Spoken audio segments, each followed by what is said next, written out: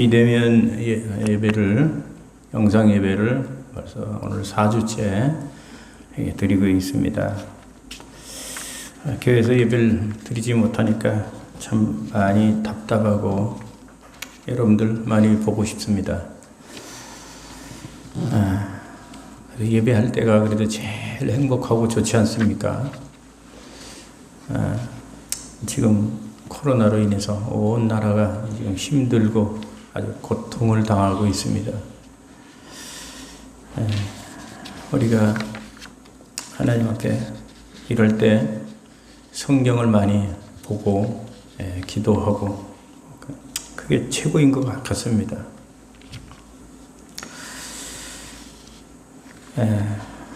말씀을 보도록 하겠습니다. 우리가 앞에서 바울은 우리가 하나님의 성전이라고 했지요, 지난주에. 그렇습니다, 여러분. 구약에는 이 건물이 하나님의 성전이었지요. 건물이. 그러나 신약에는 예수를 믿는 성도 한 사람, 건물이 아니라 예수를 믿는 저와 여러분들 한 사람 한 사람이 바로 이 성전인 겁니다. 이것이 바로 성전의 개념이죠. 우리 몸이 성전인 근거가 뭐라 그랬습니까? 우리 성도의 심령 속에 누가 있다 그랬어요? 성령님이 내주하시기 때문에, 거룩한 성령님이 계시기 때문에 우리 몸이 하나님의 성전이다 라고 했습니다. 그래서 우리 성도는 거룩한 사람들이요, 또 거룩한 삶을 더럽히면서 살아서는 안 되고, 우리가 거룩한 말을 해야 되고, 거룩한 생각을 해야 되고, 거룩한 삶을 따라서 우리가 살아야 하는 것입니다. 자, 오늘 본문은 세상 지혜의 어리석음에 대해서 말씀하고 있습니다. 이 말씀은 우리가 고린도전서 앞에서도 얘기했죠. 고린도서 1장 18절에서 31절에서도 바울이 세상 지혜와 하나님의 지혜를 말씀했는데, 오늘 본문에서 또 이렇게 반복해서 말하는 것과 같은 생각이 들 정도로 세상 지혜의 어리석음을 지금 지적하고 강조하고 있는 말씀입니다. 특히 세상 사람들이 아무리 스스로를 지혜롭게 여길지라도, 아무리 자기가 똑똑하고 지혜롭고 잘났다고 하더라도 하나님 보시기에는 세상 사람들이야말로 미련하기 짝이 없는 자들이라는 사실을 언급을 하고 있습니다. 하지만 반대로 그럼에도 불구하고 세상 사람들은 어떻습니까? 오히려 하나님의 지혜를 따라서 사는 우리 성도들을 미련하다고 그러죠. 우리가 볼 적에는 그들이 미련한데 그들은 또 우리를 미련하게 보고 있습니다. 자, 그런데 바울은 고린도 교인들이 이와 같은 세상 지혜의 그 기준을 가지고 고린도 교인들이 교회 지도자들을 평가하고 서로 타당을 일삼는 처사가 얼마나 잘못된 것이냐 하는 것을 바울은 책망하고 있죠. 그러면서 모든 성도는 어떤 특정한 지도자에 속한 것이 아니라 오직 예수 그리스도 안에서 하나님께 속한 자일 뿐이라고 자세하게 설명을 하고 있습니다. 그래서 여러분, 우리는 지식도 좋지만 지식보다는 뭘 우리는 구해야 됩니까? 지식보다는 지혜를 구해야 됩니다. 왜냐하면 하나님 앞에서나 이 세상 살아갈 때 지식보다는 지혜가 훨씬 더 많이 필요하기 때문에 그런 거죠. 자, 예수님도 마태복음 10장 16절에서 우리한테 뭐라고 말씀하셨어요? 너희는 뱀같이 지혜로우라. 뱀같이 지혜로우라 했어요. 우리가 잘 아는 솔로몬 왕도 지식과 부귀를 구하지 않고 지혜를 구했을 때 그는 평생 하나님의 지혜로 이스라엘을 잘 다스리는 지혜의 왕이 되기도 했지요. 그런데 여러분 지혜에도 두 가지가 있습니다. 하나는 세상 지혜와 하나는 하나님의 지혜. 당연히 성도는 세상 지혜를 따라가면 안 되죠. 하나님의 지혜를 추구하며 따라서 살아야 됩니다. 비록 하나님의 지혜를 따라서 사는 것이 힘들고 손해가 있을지라도 성도는 마땅히 그렇게 하나님 지혜를 따라서 살아야 되죠. 근데 오늘날 성도들이 하나님의 지혜가 아닌 세상 지혜를 따르다가 낭패를 보는 경우 얼마나 많이 있습니까? 똑똑하다는 성도들 중에도 세상 지혜를 따르는 자들이 많이 있습니다. 저와 여러분 오늘 이 말씀 들으면서 나는 지금 세상 지혜를 따라서 살고 있는가, 하나님 지혜를 따라서 살고 있는가 한번 자신을 좀 돌아보시기를 바랍니다. 그러면 왜 하나님의 지혜를 따라서 살아야 살 성도들이 세상 지혜를 따라서 사는 이유가 뭘까요? 저 나름대로 세 가지를 생각을 해봤습니다. 첫째는 세상 지혜와 하나님의 지혜를 잘 구분하지 못하기 때문이 아닌가 이렇게 생각을 합니다. 지혜하면 다 똑같은 줄로 알죠. 그렇지만 그렇지가 않습니다. 지혜는 세상 지혜와 하나님의 지혜 이 두 가지가 있다는 것을 잘 알아야 되고 분명하게 하나님의 지혜를 따라서 우리는 살아야 되지요. 다시 말해서 무엇이 하나님의 지혜이고 무엇이 세상 지혜인지 그것을 잘 알아야 된다는 말입니다. 그래서 내가 하나님의 지혜를 따르려고 하면 하나님의 지혜와 세상 지혜를 잘 알아야 되고 내가 지금 하나님 지혜로 살고 있는지 아니면 세상 지혜를 따라서 내가 어리석고 미련하게 살고 있는지 항상 자기 자신을 돌아봐야 되죠. 두 번째 이유는 왜 하나님의 사람들이 세상 지혜를 따라서 살을까? 두 번째 이유는 믿음이 없기 때문이 아닌가 생각합니다. 믿음. 하나님의 지혜가 뭘까요? 하나님의 지혜는 하나님을 경외하고 또 그 말씀을 따르면서 순종하는 거잖아요. 하나님을 경외하고 하나님을 믿고 하나님 말씀대로 순종하면서 사는 게 바로 그게 하나님의 참 지혜입니다. 그런데 믿음이 없으면 그렇게 할 수 없잖아요. 그죠? 알면서도 하지 못하는 것은 뭐예요? 믿음이 없기 때문에 그러죠. 믿음이 없기 때문에.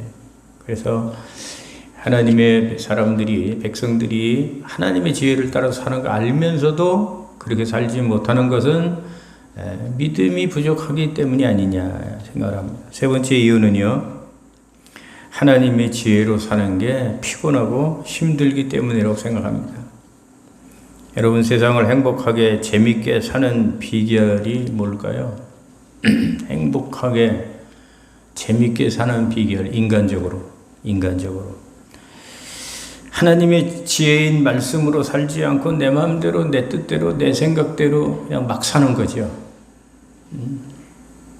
이게 세상적인 생각, 인간의 방법이지만 여러분 하나님 말씀대로 안 살고 누구 간섭도 안 받고 내 마음대로 내 방법대로 그렇게 그냥 막 세상을 그냥 살면 얼마나 세상이 재미있는지 모릅니다. 여러분 다 경험해 보셨잖아요. 그렇지 않습니까? 세상적인 방법으로 인간 지혜로 세상 지혜로 살면 세상 나름대로 재밌게 인간적으로는 재밌게 살 수 있습니다. 그렇지만 하나님의 지혜로 살려고 하면 피곤하고 힘들죠.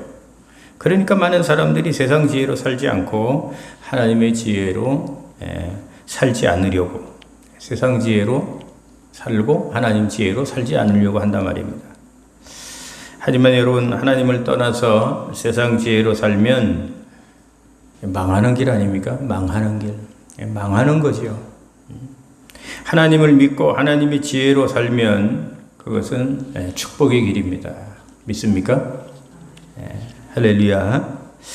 자, 그러면 본론적으로 어떻게 하는 것이 우리가 세상 지혜가 아닌 하나님의 지혜로 사는 것일까요? 오늘 본문에서 세 가지를 찾아볼 수 있습니다. 첫째로는 하나님의 지혜로 살 수 있는 비결은 첫째로 잘난 척하지 않고 어리석은 자가 되어 사는 것입니다. 18절 우리 같이 보겠습니다. 18절 시작. 아무도 자신을 속이지 말라. 너희 중에 누구든지 이 세상에서 지혜 있는 줄로 생각하거든 어리석은 자가 되라. 그리하여야 지혜로운 자가 되리라. 참 어리석은 자가 되라 그럽니다. 좀 이해가 안 가는 말씀이죠. 역설적인 말씀이죠. 자, 여기 보면 다시 보면 너희 중에 누구든지 이 세상에서 지혜 있는 줄로 생각하거든 어리석은 자가 되라. 세상 사람들은 어리석은 자가 되지 말라고 그러는데 여기서는 어리석은 자가 되라. 이 말은 무슨 말입니까? 잘난 것이 있어도 잘난 척하지 말고 지혜가 있어도 어리석은 사람처럼 살라는 거죠. 왜 그렇습니까? 그것이 이 세상을 사는 참 지혜요. 바로 하나님의 지혜라는 것입니다. 그래서 여러분, 재밌는 얘기가 하나 있습니다. 옛날에 한 공작새 부부가, 공작새 알죠? 아주 예쁜 그 공작새 부부가 예쁜 외동딸 공작새를 곱게 키워가지고 숲으로 시집을 보냈다고 합니다. 그런데 시집간 그 딸 공작새가 얼마 되지 않아서 풀이 죽은 채 친정집으로 다시 날라왔답니다. 그래서 엄마가 어떻게 된 거냐? 왜 집으로 왔냐? 하고 사연을 묻자 딸 공작새가 이렇게 하소연을 합니다. 엄마, 숲의 새들이 다 저를 따돌려요. 저를 왕따시켜요. 저는 너무나 외로워서 견딜 수가 없어요. 내 남편도 이해를 못해요. 저를. 그 소리를 듣고 노련한 엄마 공작새가 무엇인가 짐작하고 딸 공작새에게 물었습니다. 너 숲에서 아무 때나 꽁지를 활짝 펴서 다른 새들 앞에서 너 자랑하고 뽐냈지? 내 말이 맞지? 딸은 엄마가 자기의 행동을 다 알고 있는 것을 듣고 깜짝 놀라서 말을 했습니다. 엄마, 우리 꼬리는 하나님이 주신 선물인데 뭐 좀 자랑 좀 하면 좀 안 돼요? 뭐 좀 그것 좀 펼친다고 뭐 그게 뭐 잘못된 건가요? 그러니까 엄마 공작새가 말을 했습니다. 얘야, 하나님이 주신 것은 남을 부끄럽게 하려고 주신 것이 아니야. 골프에는 골프 상식이, 젠틀맨 골프 상식이 있는데 그것은 주위에 골프 치는 사람이 없다면 골프 얘기를 꺼내는 게 아니야. 그 의미를 알겠니? 그렇게 엄마 공작새가 말을 하자 그 딸 공작새는 그제서야 고개를 끄덕이면서 숲으로 날아가서 그때부터 다른 새들과 잘 어울려 살았다고 합니다. 여러분 무슨 얘기인지 아시겠죠? 잘난 척하면 안 된다는 거예요.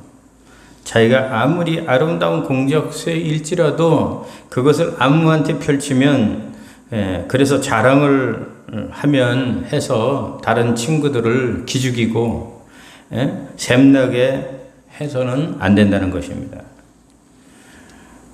그래서 여러분 세상에서도 정말 세상에서도 참 지혜로운 사람들 여러분 보십시오. 그들은 돈이 많은 재물이라도 돈 많은 티를 안 내지요. 돈이 많은 재물도 검소하고 아무리 똑똑해도 바보처럼 살고 힘이 있어도 힘이 없는 사람처럼 살지 않습니까? 왜 그렇게 삽니까? 그것이 세상을 사는 참 지혜이기 때문에 그런 거죠. 그런데 여러분 고린도 교인들은 어떤 자세를 가지고 살았습니까? 나는 너하고 달라. 나는 너보다 더 잘났어. 내 생각이 제일 옳아. 이런 자세를 가지고 살았기 때문에 고린도 교회에 이렇게 파당과 분쟁이 일어나게 된 겁니다. 이런 사람들의 특징이 뭘까요? 말하는 데는 열심이지만 배우는 자세가 없다는 거예요. 이런 사람은 어딜 가든지 문제를 일으키고 분쟁을 일으키죠. 그래서 바울은 고린도 교인들을 향해서 정말 지혜로운 사람은 자기를 어리석은 사람이라고 생각하는 사람이라고 바울이 그렇게 지금 말씀하고 있는 것입니다. 여러분 오늘 본문은 하나님의 지혜를 가진 사람 누구냐 하는 그런 주제죠. 정말 지혜로운 사람은 자기를 지혜롭다고 생각하지 않는다는 것입니다. 자신을 어리석은 사람이라고 생각한다는 거죠. 이런 사람의 특징은 항상 배우려고 합니다. 자신을 고치려고 합니다. 그리고 항상 은혜를 사모하지요. 그리고 작은 것에도 감동을 받는 사람입니다. 하지만 아예 나는 너무 지혜롭고 똑똑해서 나는 모든 걸 다 알아. 그러니까 나한테 가르치려고 하지 마. 이런 사람은 아무도 그 사람을 가르칠 사람이 없다는 겁니다. 자, 그래서 지혜롭다고 생각하면 이 세상을 어리석은 자가 되어서 살아라 이거예요. 그것이 바로 하나님의 지혜라는 거죠. 두 번째는 어떤 것이 하나님의 지혜로 사는 것일까요? 사람을 자랑하지 말라는 것입니다. 우리 21절 우리 같이 또 읽어봅니다. 21절 시작. 그런즉 누구든지 사람을 자랑하지 말라. 만물이 다 너희 것임이라. 그럼 이사야 39장에 보면 히스기야 왕 이야기가 나오는데요. 히스기야 왕 어떤 사람입니까? 우리가 잘 아는 대로 기도하는 사람이죠. 그는 눈물의 기도로 15년의 그 수명을 연장받은 영적 거인입니다. 영적 거인. 그런 그가 이사야 39장에서 보면 그 영적 거인인 히스기야가 넘어지는 사건이 나옵니다. 그것이 뭐냐 하면 히스기야가 병들었다가 나았다는 소식을 들은 바벨론 왕이 친서와 예물을 갖추어서 축하 사절단을 히스기야한테 보냅니다. 자, 그러면 히스기야는 그들에게 축하나 받고 그냥 돌려보내면 될 것을 그들에게 궁중의 보물 창고, 그 다음에 무기고, 그 궁중의 소유와 전 국내 모든 것을 하나도 빠짐없이 그 사절단한테 다 보여줍니다. 여러분, 이런 푼수가 어디 있습니까? 예? 그것을 본 하나님은 이사야 선지자를 통해서 무서운 말씀을 히스기야한테 합니다. 뭐라고 하면 그 모든 쌓아둔 보물을 바벨론 사람들이 다 빼앗아 갈 것이요. 또 그의 자손은 바벨론으로 끌려가고 얼마는 환관이 되어서 그들을 섬기게 될 것이다. 얼마나 무서운 말씀입니까? 네? 왜 사절단이 왔다고 해서 축하 사절단이 왔다고 해서 그 보물 창고, 그 다음에 그 무기고, 그런 모든 걸 왜 다 보여줍니까? 적들한테. 그렇지 않습니까? 이거는 잘못해도 너무 잘못한 거예요. 여러분, 히스기야가 자랑할 것은 금은 보물이나 무기가 아니죠. 히스기야는 하나님을 통해서 적군을 물리치고 또 눈물의 기도를 통해서 생명을 15년이나 연장받은 영적인 거성입니다. 그렇다면 당연히 히스기야는 어떤 걸 자랑해야 됩니까? 자기 기도를 들으신 하나님을 자랑하고 나라를 지키시는 것은 우리가 아니라 하나님이라고 그렇게 간증하고 자랑하고 그렇게 해야 되는 거 아닙니까? 그런데도 불구하고 히스기야는 우리는 그런 자랑을 하지도 않고 하나님 자랑, 예수님 자랑 그런 자랑을 하나도 하지 않고 우리는 금은 부하가 있다. 무기도 엄청 많다. 우리는 힘이 엄청 세다. 이런 것을 자랑하고 과시했다는 겁니다. 여러분 이런 7푼이 8푼이 이런 푼수가 도대체 어디 있습니까? 그래서 오늘날도 자기 자랑하고 그런 사람은 아주 푼수예요. 푼수가 따로 없어요. 그런 사람이 바로 푼수입니다. 아주 단수가 낮은 사람이에요. 아주 답답합니다. 그런 분들 보면. 여러분 고린도 교회도 마찬가지입니다. 그들은 개척자 바울이나 수제자 게바나 또는 부흥사 아볼로를 핑계삼아 자신들의 그룹을 만들고 그리고 자신들의 힘을 과시하고 자신들을 내세웠습니다. 나는 바울파. 그러니까 나는 힘이 세다 이거죠. 나는 바울파니까. 나는 아볼로파니까. 나는 힘이 세다. 나는 게바파니까 나는 대단한 사람이다. 그러면서 자신들을 자랑하고 과신했다는 거예요. 여러분 이것이 바로 파벌이라는 거예요. 파벌. 우리 교회에서도 가장 경계해야 될 것이 바로 파벌입니다. 이 분쟁과 파별. 자기 좋아하는 사람들끼리만 밥을 먹고 좋아하는 사람들끼리만 모여서 얘기하고 그리고 교회에서 다른 사람들 끼어들지 못하게 울타리를 치고 그러면 정말 하나님이 가장 싫어하는 이 파당이 생기는 거고 분쟁이 일어나는 것이고 이런 곳에는 결코 교회가 부흥할래야 부흥할 수가 없습니다. 교회는 이 파당을 경계해야 되죠. 누구든지 다 품어야 되고 누구든지 다 끌어안아야 되고 누구든지 다 붙잡아야 되고 특히 새로운 분들을 우리가 왕따시키면은 결코 교회가 소망이 없는 겁니다. 여러분 우리는 누구를 자랑해야 됩니까? 히스기야처럼 고린도 교인들처럼 사람을 자랑하면 안 되지요. 자기 자신을 자랑해도 안 되고 여러분 우리는 여기서 사도 바울을 생각하지 않을 수가 없습니다. 사도 바울은 누구를 자랑했습니까? 얼마나 자랑할 것이 많은 사람입니까? 얼마나 은혜를 많이 받은 사람입니까? 그럼에도 사도 바울은 갈라디아서 6장 14절에 보면 내게는 주 예수 그리스도와 십자가 외에는 결코 자랑할 것이 없다. 이렇게 말을 했습니다. 얼마나 대단합니까? 이래서 이 바울이 위대한 신앙이라는 거죠. 여러분 히스기야처럼 자신을 자랑하고 모든 것을 내보이는 사람만큼 7푼이 8푼이 푼수가 없습니다. 세상 사람들도 참 지혜로운 사람들 보십시오. 그들은 자기 물질이나 명예나 힘을 결코 자랑하지 않습니다. 하나님의 지혜도 마찬가지죠. 자기를 자랑하지 않는 것이 바로 하나님의 지혜입니다.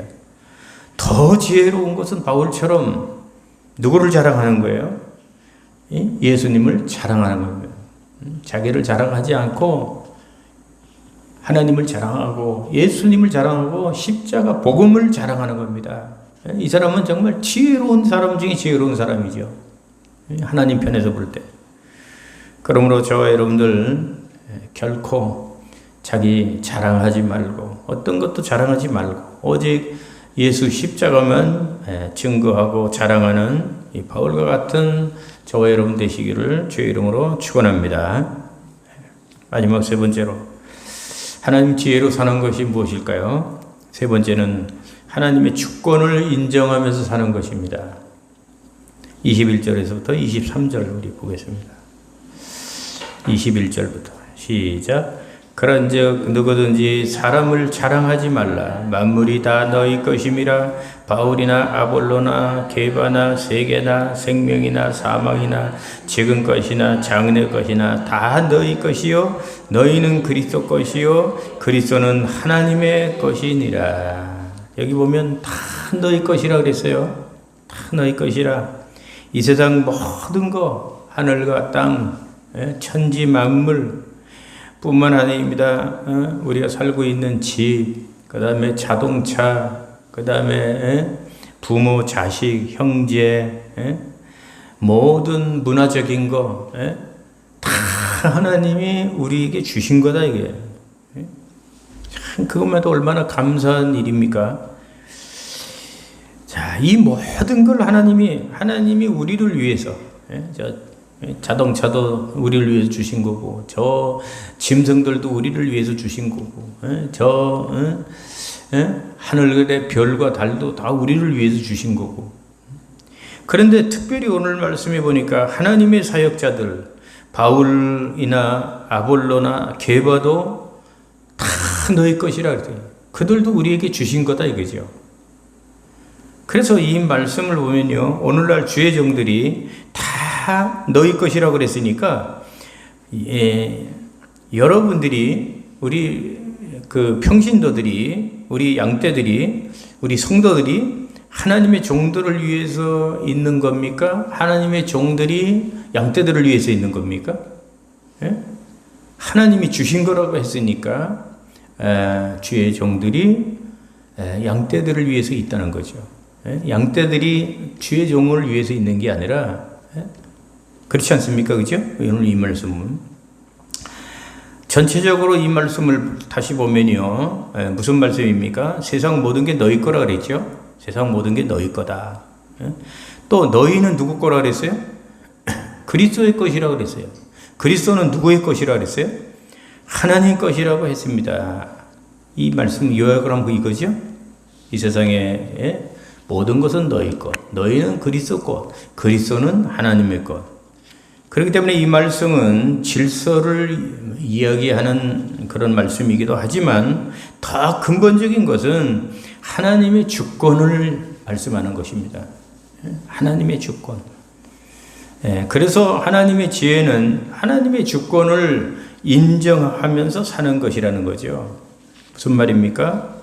하나님의 지혜로 살아가는 삶은 항상 범사에 하나님의 주권을 인정하며 살아가는 것이라는 거죠. 그러면 범사에 하나님의 주권을 인정하면서 사는 게 뭡니까? 첫째는 하나님의 존재를 내가 인정하는 것이고, 또 그가 보내주신 예수 그리스도를 내 마음에 의심하지 않고 확실하게 믿는 것이고, 둘째는 그가 하시는 모든 통치와 주권을 내가 다 인정하는 거죠. 이것이 범사에 하나님의 주권을 인정하면서 사는 삶입니다. 좋을 때만 주여 주여 하는 것이 아니라 괴로울 때도 힘들 때도, 내가 병들어서 힘이 빠졌을 때도, 실패해서 절망할 때도 항상 그 하나님을 인정하는 것입니다. 하나님을. 모든 걸 다 하나님이 하신 것을 인정하는 거예요. 세상 사람들이 볼 때는 믿는 사람들이 이러한 믿음 생활이 참으로 이해가 되지 않고 어리석은 것처럼 보이겠죠. 그러나 하나님이 볼 때는 괴로우나 즐거우나 예수님을 인정하고 의지하며 믿음으로 사는 성도들의 삶이야말로 지혜 중에 지혜로운 삶이라는 것입니다. 그러므로 성도에게 환난이 많고 고난이 많다고 원망하는 것은 미련한 삶이죠. 그런 가운데서도 찬송하며 믿음으로 사는 성도들은 정말로 하나님의 지혜로 사는 사람이라는 것입니다. 그러므로 여러분, 우리 성도들에게 참 지혜의 삶이 뭘까요? 참 지혜의 삶, 그것은 평소에 하나님의 주권을 다 인정하는 거예요. 하나님이 하신 일, 하나님이 하시는 모든 주권을 다 인정하고, 그리고 믿음으로 사는 거죠. 자기 생각대로, 자기 방법대로, 자기 마음대로 그렇게 사는 것이 아니라 하나님의 주권을 인정하고 그 말씀대로 믿음으로 사는 것입니다. 이것이 참 지혜로운 삶인 것입니다. 그러나 세상 사람들은 하나님의 주권을 인정하지 않고 자기 뜻대로 세상을 막 살아가지 않습니까? 겉으로 보기에는 화려하고 멋진 삶 같지만 그들은 하나님의 지혜로 살아가는 것이 아니기 때문에 그들의 입술에는 찬양이 없고 기도가 없고 그들 마음속에는 예수님이 없으며 성령님도 없고 그들은 범사에 하나님의 주권인 여호와를 인정하는 것이 없기 때문에 세상이 볼 때는 아주 화려하고 지혜로워 보일지라도 하나님이 볼 때는 어리석고 미련하기 짝이 없다는 겁니다. 그러므로 여러분, 하나님의 주권을 인정하고 믿음으로 사는 우리 성도들이 얼마나 복 있는 사람입니까? 이제 말씀을 마칩니다.